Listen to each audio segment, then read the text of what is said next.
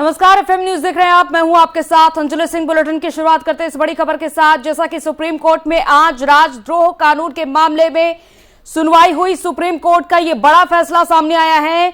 124 से राजद्रोह के सभी मामलों पर रोक लगा दी गई है। केंद्र द्वारा पुनर्विचार करने तक रोक लगा दी गई है। एफआईआर दर्ज करने पर भी सुप्रीम कोर्ट ने रोक लगा दी है। अब जुलाई में इस मामले की अगली सुनवाई होगी।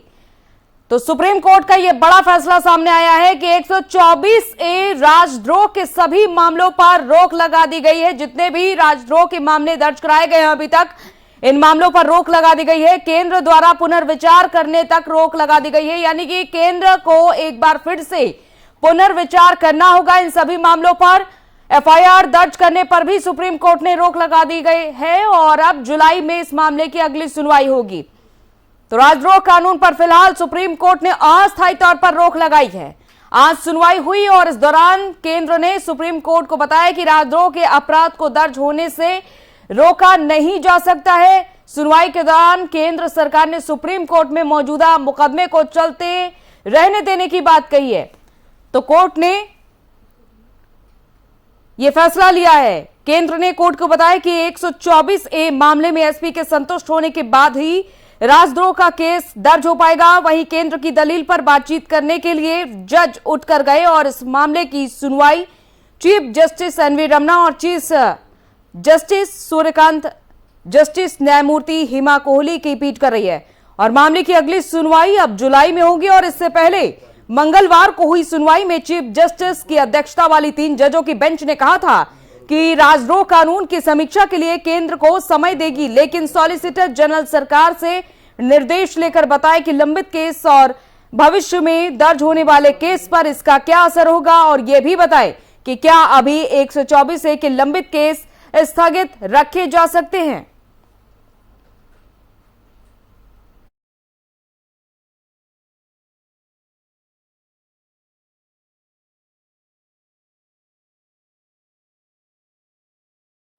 तो राजद्रोह कानून 124A क्या है पूरा मामला? 150 साल पुराना है राजद्रोह कानून। आईपीसी की धारा 124A के तहत राजद्रोह कानून 10 से ज्यादा याचिकाओं से चुनौती दी।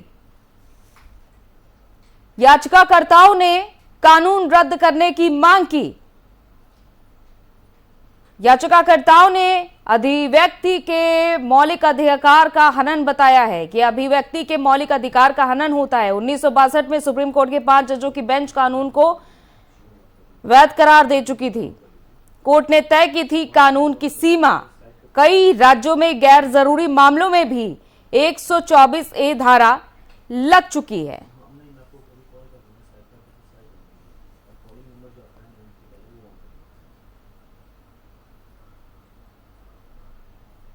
तो फिलहाल अब इसके बाद सरकार को झटका लगा है, क्योंकि अब सुप्रीम कोर्ट ने तो अपना फैसला सुना दिया है। धारा 124A पर जितने भी मामले दर्ज थे उन मामलों पर रोक लगा दी है अस्थायी तौर पर। और एक बार फिर से केंद्र सरकार को इन मामलों को लेकर पुनर्विचार करना होगा। इसके बाद ही अब अगली सुनवाई होगी जुलाई में। एफआईआर भी अब दर्ज नहीं हो सकेगी। इसके अलावा जितने भी मामले दर्ज हैं उनके अलावा अब और एफआईआर नहीं दर्ज हो सकेगी। तो अब इस मामले में अगली सुनवाई जुलाई में होनी है।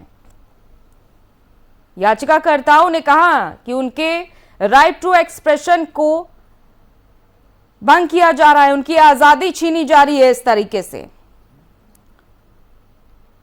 तो 124A मामला जिस तरीके से सुप्रीम कोर्ट पहुंचा और ये उम्मीद लगाई जा रही थी कि सुप्रीम कोर्ट की ओर से क्या फैसला आएगा, आखिरकार ये फैसला आया है। फिलहाल अब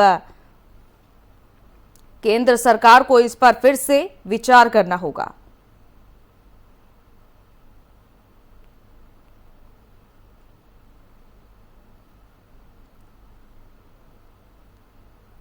तो राजद्रोह कानून पर री एग्जामिन प्रोसेस पूरा होने तक रोक लगाई गई है। 124A के तहत कोई भी मामला अब दर्ज नहीं होगा फिलहाल तक के लिए। राजद्रोह कानून के इस्तेमाल पर सुप्रीम कोर्ट ने री एग्जामिन प्रोसेस पूरा होने तक रोक लगाई है। सुप्रीम कोर्ट ने केंद्र सरकार को आईपीसी की धारा 124A के प्रावधानों पर एक बार फिर से विचार करने की अनुमति दी है। जो देशद्रोह को अपराध बनाती है। सुप्रीम कोर्ट का कहना है कि जब तक री एग्जामिन प्रोसेस पूरा नहीं हो जाता तब तक 124A के तहत कोई मामला दर्ज नहीं होगा। तो राजद्रोह के आरोप से संबंधित सभी लंबित मामले, अपील और कार्यवाही को स्थगित रखा जाना चाहिए। यह है सुप्रीम कोर्ट का फैसला आज का।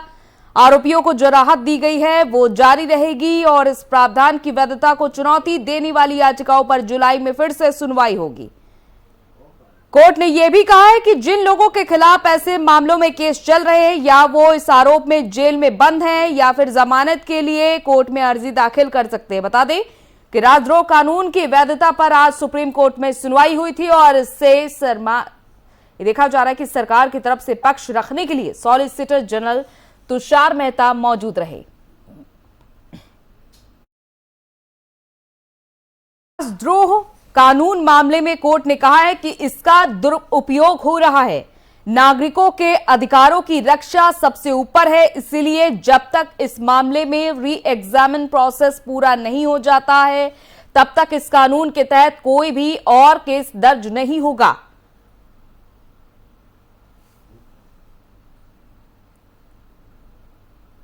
तो गौरतलब है कि इस कानून की वैधता मामले में 3 जजों की बेंच सुनवाई कर रही है और इन जजों में chief justice N V Ramana, justice Surya Kant और जस्टिस हिमा कोहली शामिल हैं। तो री एग्जामिन प्रोसेस पूरा होने तक कोई भी मामला दर्ज नहीं होगा। यह फैसला आया है फिलहाल सुप्रीम कोर्ट का। कानून पर रोक लगा दी गई है अस्थायी तौर पर, यानी कि अब और किसी पर धारा 124A के तहत कार्रवाई नहीं की जा सकेगी। अगली सुनवाई जुलाई में होनी है और उसके बाद देखना होगा कि सुप्रीम कोर्ट की ओर से तब क्या फैसला आता है। तो पुनर्विचार तक नए मामले नहीं दर्ज कराए जा सकेंगे। ये कानून कईयों साल पुराना है, राजद्रोह का कानून, जिसे तब तक स्थगित रखना है जब तक कि केंद्र सरकार इस प्रावधान पर री एग्जामिन नहीं कर लेती है। दोबारा से विचार करना होगा केंद्र सरकार को एक बार फिर से। जितने भी लोगों पर अब तक इस कानून के तहत कार्यवाही का इंतजार किया जा रहा है, इंतजार करना होगा और अभी एक बार फिर से केंद्र सरकार को इस पर पुनर्विचार करना होगा। तो पीठ ने यह आदेश में कहा है कि हम उम्मीद करते हैं कि केंद्र और राज्य सरकारें किसी भी प्राथमिकी दर्ज करने यानी कि एफआईआर दर्ज करने, जांच जारी रखने या फिर आईपीसी की धारा 124A के तहत जबरन कदम उठाने से परहेज करेंगी।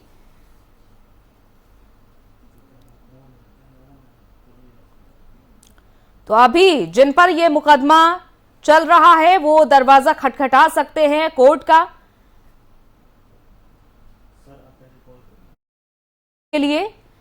जो भी आरोपी है धारा 124A के तहत के, वो कोर्ट का दरवाजा खटखटा सकते हैं। कोर्ट ने अपने मुख्य बिंदुओं में ये बातें कही हैं।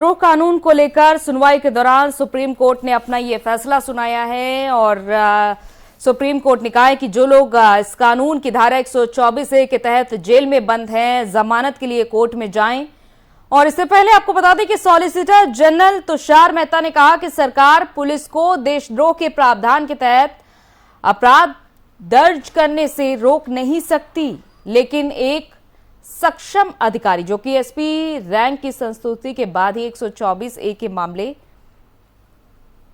दर्ज कर सकता है।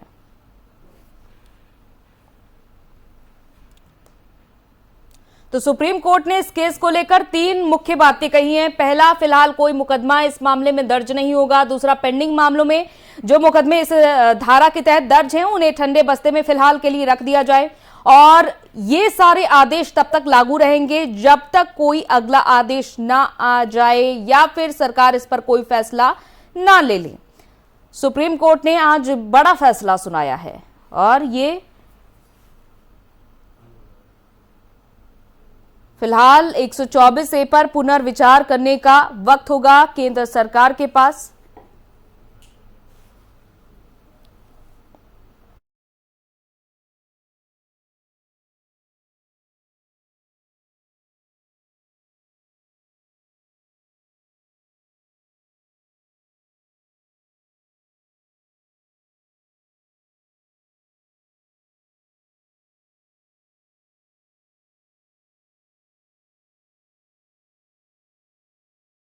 और सपा नेता आजम खान को फिलहाल एक मामले में राहत मिल चुकी है कोर्ट की तरफ से, लेकिन आजम खान अभी भी जेल में रहेंगे। दरअसल आजम खान के ऊपर एक और केस दर्ज हुआ है जिसका ट्रायल अभी शुरू नहीं हुआ है। जमानत मिलने से पहले एक और केस दर्ज होने के मामले में सुप्रीम कोर्ट ने उत्तर प्रदेश सरकार से सवाल पूछा है। सुप्रीम कोर्ट ने सपा के नेता आजम खान की जमानत याचिका पर आज सुनवाई हुई है कोर्ट में। Justice L Nageswara Rao, BR Gavai और बोपन्ना की अध्यक्षता वाली पीठ मामले की सुनवाई कर रही है। इस दौरान जस्टिस गवई ने पूछा कि आजम खान को जमानत मिलते ही एक और केस दर्ज होने का इत्तेफाक क्यों हो रहा है। सुप्रीम कोर्ट ने कहा कि यह फिर से हो रहा है, एक मामले में सुनवाई के बाद और शिकायतें दर्ज होंगी।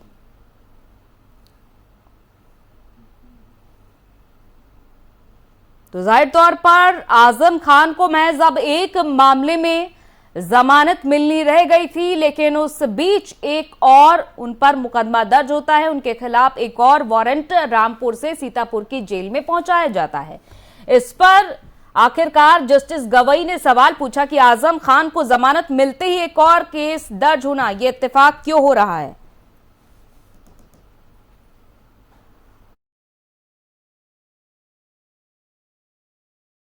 कीर्ति निधि पांडे जी हमारे साथ जुड़ चुकी हैं।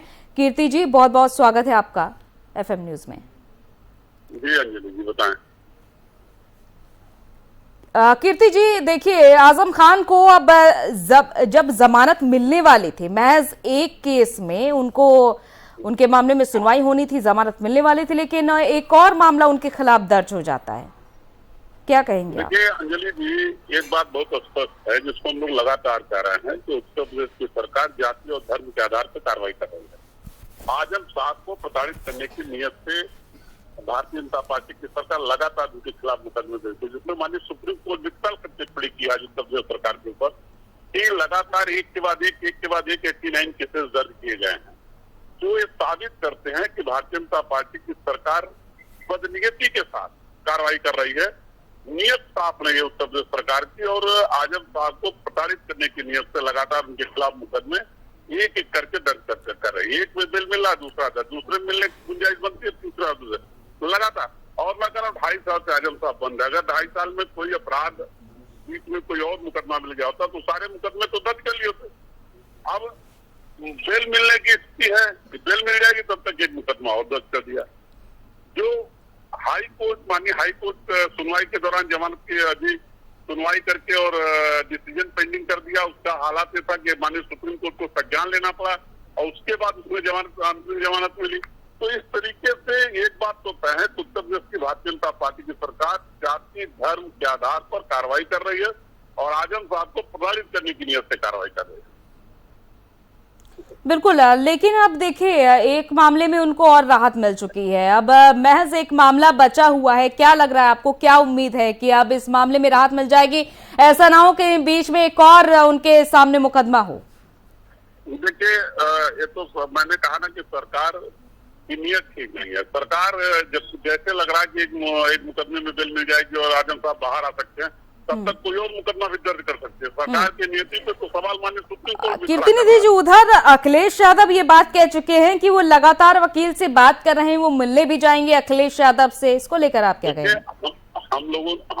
हमारे नेता आदरणीय अखिलेश यादव जी ने लगातार कहा कि हम लोग आजम साहब के साथ हैं और जिस कानूनी रूप से उनको फंसाया जा रहा है उसकी लड़ाई कानूनी रूप से ही समाजवादी पार्टी लड़ रही है और लगातार आजम साहब की लड़ाई समाजवादी पार्टी लड़ने काम कर रही है। उनके वकीलों से बात हो रही है और लगातार इस प्रयास में हम लोग हैं कि उनकी जमानत हो जाए और वो जेल से बाहर आ जाए। चलिए, बहुत बहुत शुक्रिया हमारे साथ जुड़ने के लिए, तमाम बातचीत करने के लिए।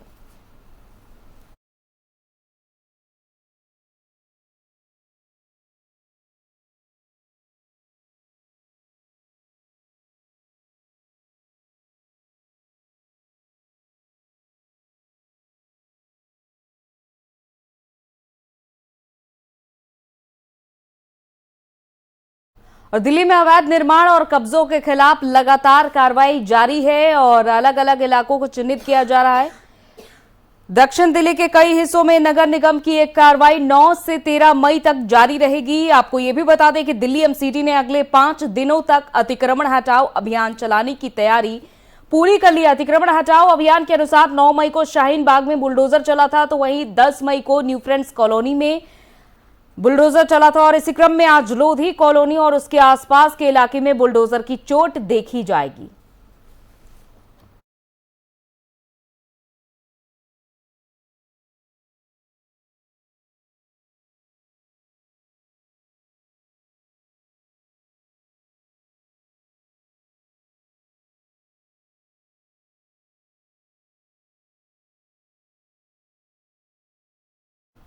और उत्तराखंड में चार धाम की व्यवस्था को लेकर सरकार पर अब सवालिया निशान लग गया है, क्योंकि 3 मई से चार धाम यात्रा की शुरुआत हुई। पिछले 6 दिनों में चार धाम यात्रा में आए 20 लोगों की मौत हो चुकी है। चार धाम यात्रा पर 20 लोगों की मौत के बाद उत्तराखंड स्वास्थ्य विभाग में हड़कंप मचा है और चार धाम यात्रा पर 20 लोगों की मौत के बाद पीएमओ ने भी रिपोर्ट मांगी है, जिसके बाद उत्तराखंड स्वास्थ्य विभाग सभी मौतों के कारण और इस पर रिपोर्ट बनाने में जुट गया है। माना यह जा रहा है कि सबसे ज्यादा प्रभावित बीमार और बुजुर्ग श्रद्धालु हैं। ताजा जानकारी के मुताबिक गंगोत्री यमुनोत्री में 14, केदारनाथ में 5 और बद्रीनाथ धाम में 1 श्रद्धालु की अब तक मौत हो चुकी है, जिसके बाद से अब उत्तराखंड सरकार पर सवाल उठ रहे हैं, उन व्यवस्थाओं पर सवाल उठ रहे हैं।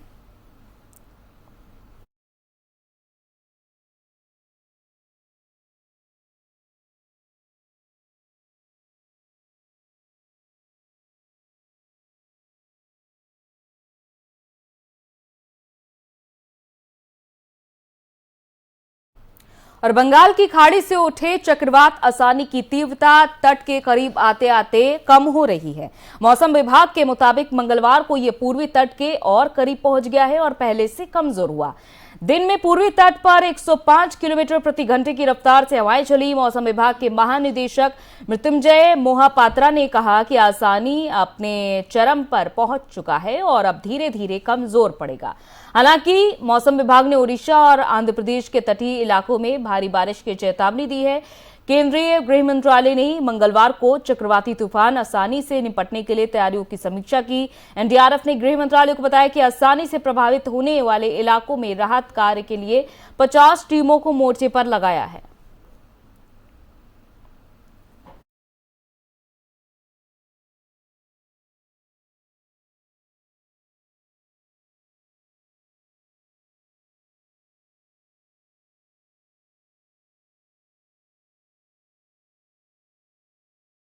और दिल्ली हाईकोर्ट में एक और बड़े फैसले का इंतजार होगा। दरअसल दिल्ली हाईकोर्ट में मैरिटल रेप को अपराध की कैटेगरी में लाने को लेकर फैसला सुनाया जाएगा और 2:15 बजे हाईकोर्ट में फैसला आएगा और इस फैसले को काफी अहम माना जाएगा।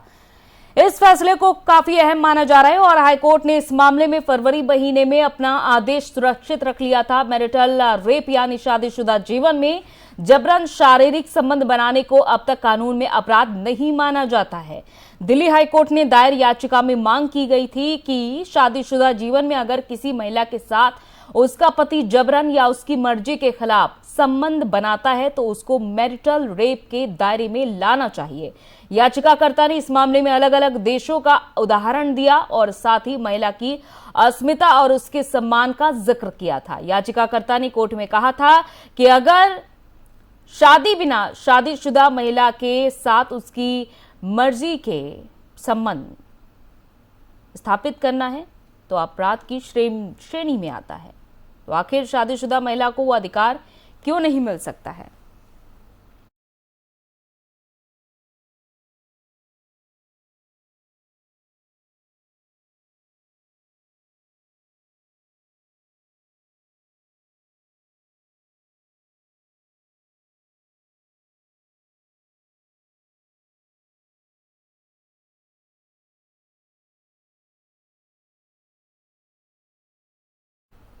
और नोएडा अथॉरिटी की सीईओ रितु महेश्वरी के खिलाफ जारी गैर जमानती वारंट मामले में सुप्रीम कोर्ट ने इलाहाबाद हाई कोर्ट के आदेश पर रोक लगा दी है। वकील मुकुल रोहतगी ने इलाहाबाद हाई कोर्ट के आदेश पर रोक लगाने की मांग की थी। सुप्रीम कोर्ट ने सोमवार को अवमानना के एक मामले में पेश होने में विफल रहने के बाद मुख्य कार्यकारी अधिकारी रितु माहेश्वरी के खिलाफ इलाहाबाद उच्च न्यायालय द्वारा गैर जमानती वारंट पर रोक लगा दी है। वहीं आज सुप्रीम कोर्ट हाई कोर्ट के आदेश के खिलाफ दायर याचिका पर सुनवाई भी करेगा।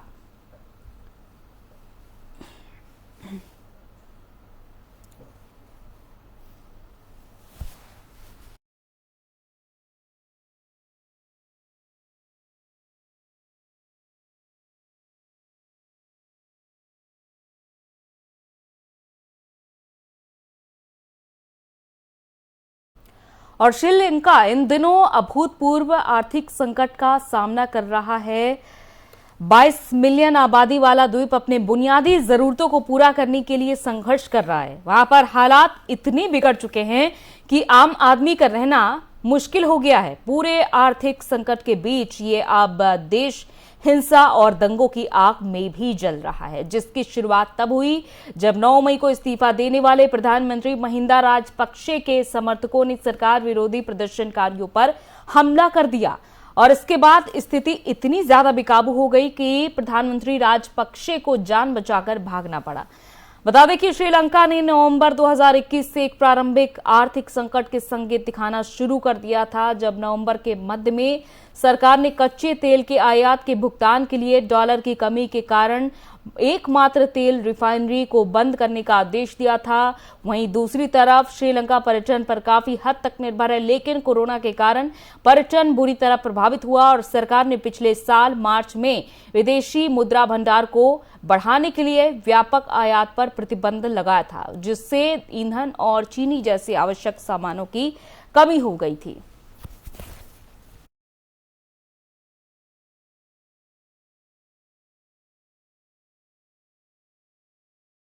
चलिए इसी के साथ इस बुलेटिन में इतना ही। इजाजत दीजिए। नमस्कार।